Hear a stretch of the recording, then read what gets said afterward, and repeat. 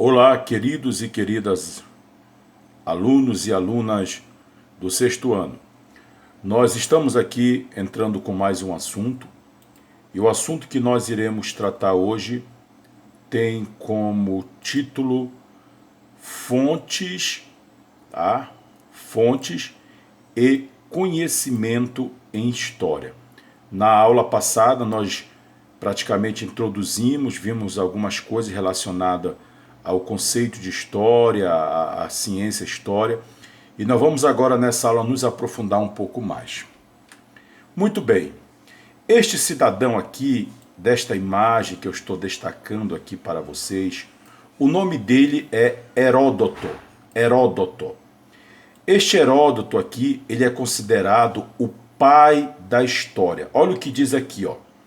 Heródoto é considerado o pai da história. Deixa eu pegar um marcador aqui para ficar melhor, para nós entendermos. Tá? Vamos lá, tá aqui, ó. Heródoto é considerado o pai da história, tá? Ele é considerado o primeiro historiador da história. Antes dele, a história se baseava na mitologia. Depois dele, o passado tornou-se um problema e deve ser estudado através da observação dos acontecimentos e do compromisso com os documentos. Tá? Isso aqui era uma frase de Heródoto. Pensar o passado para compreender o presente e idealizar o futuro. Gente, muitas pessoas, né, a gente tinha aquele conceito errado de que a história ela estudava somente o passado, tá? Mas isso aqui não existe mais, tá? A história, ela tanto estuda o passado, quanto o presente e também o futuro, tá? Então tira da tua cabeça que a história, ela só estuda o passado. Não, nós falamos na aula passada, na última aula, que a história, ela estuda tanto o passado, tanto o presente, como o futuro. Olha o que Heródoto dizia: pensar o passado para compreender o presente e idealizar o futuro. Eis a importância da história. Por exemplo, você já parou para perguntar por que é que a sociedade brasileira é formada por negros, por brancos e por indígenas?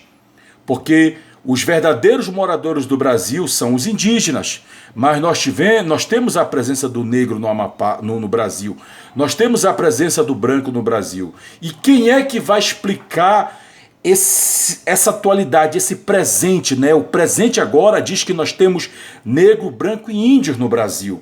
E o que é que explica isso? Aí a história vai para o passado para entender o porquê que a sociedade brasileira é formada dessa forma, tá?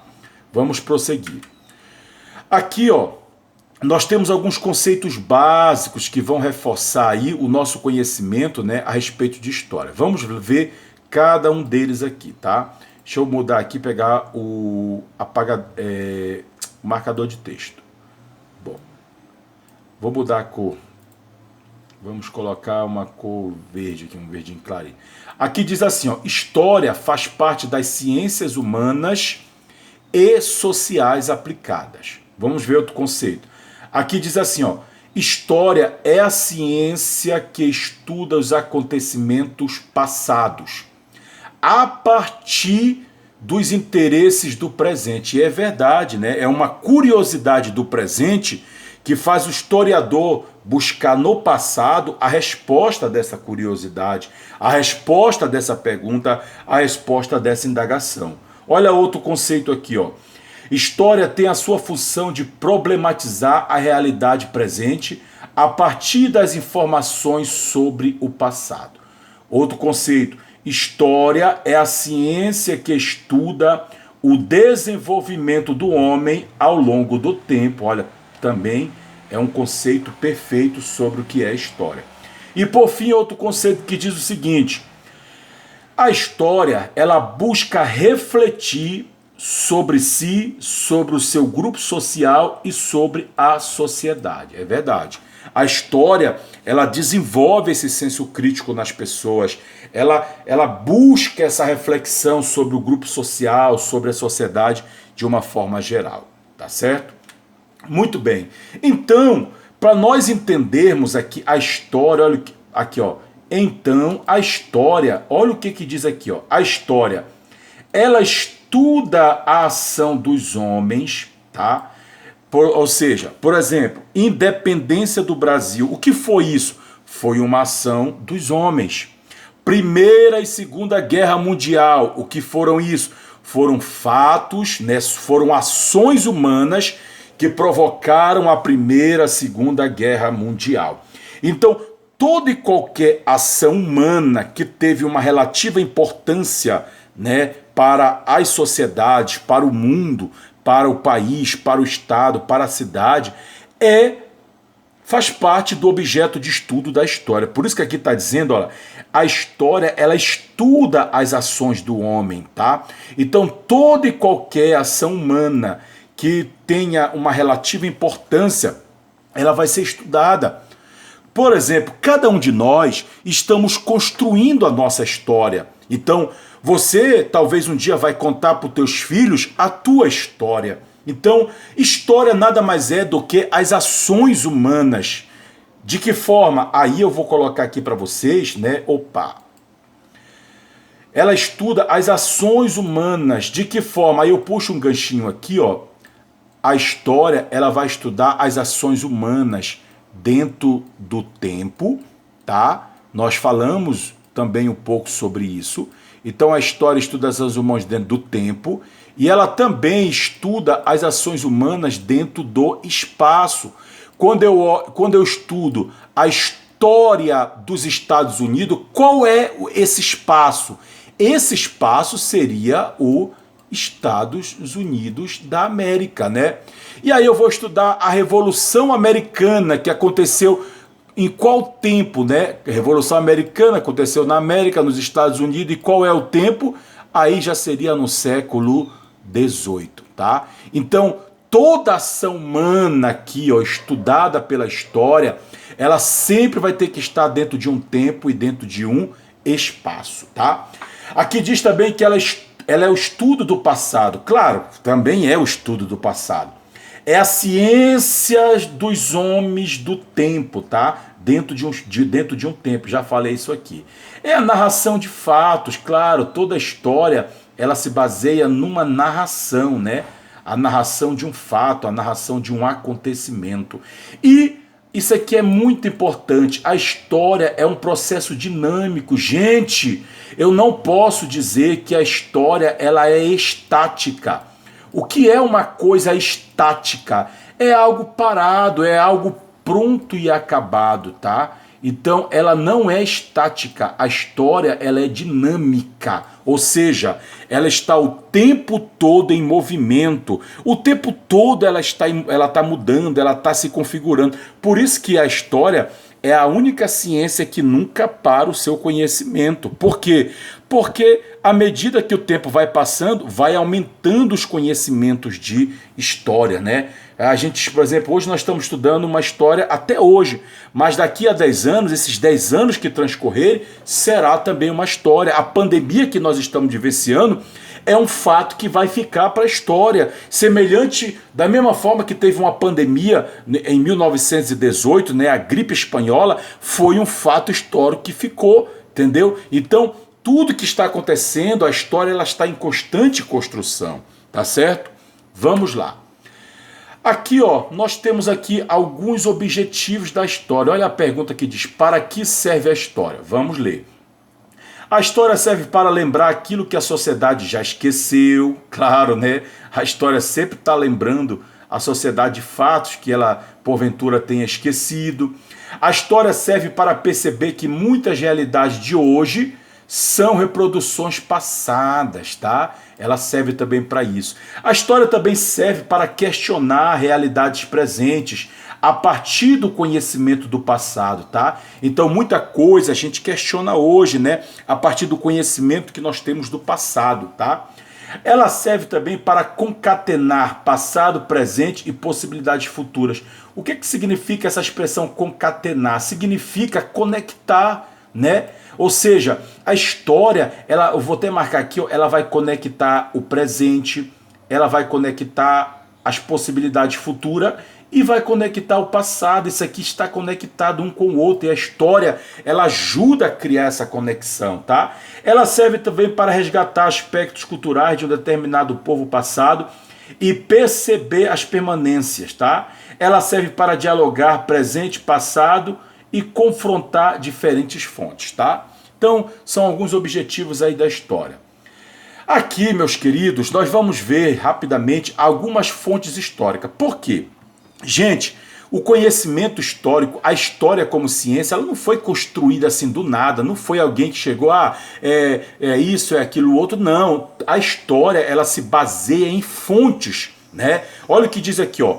As fontes permitem conhecer, através da sua observação e análise, a história de uma pessoa ou de um acontecimento.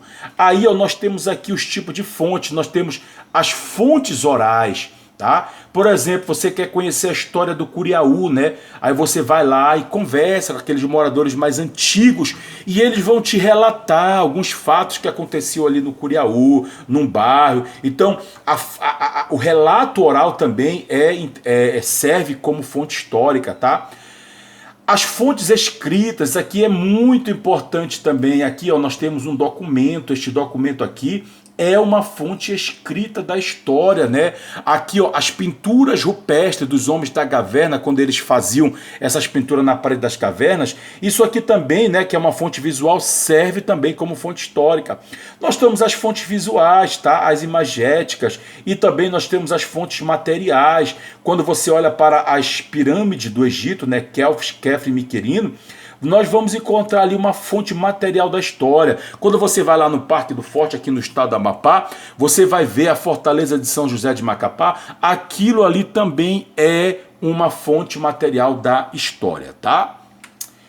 E aqui nós temos outros exemplos, né, de fontes históricas. Olha, igrejas, né, que é uma fonte material, pinturas rupestres, olha aqui, uma carta, tá? Olha aqui, isso aqui também, isso aqui eu tive a oportunidade de ver, né, lá no Rio de Janeiro. Olha aqui outras fontes históricas. Então, tudo que tiver valor histórico pode servir como fonte histórica, tá?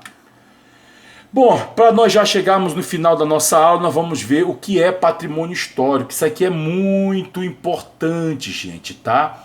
O que é o patrimônio histórico? Olha o que diz aqui, ó. É o conjunto de bens materiais, tá?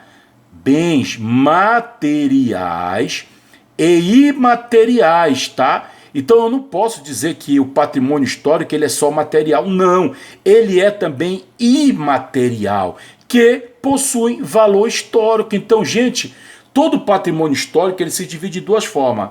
Patrimônio histórico material, tá?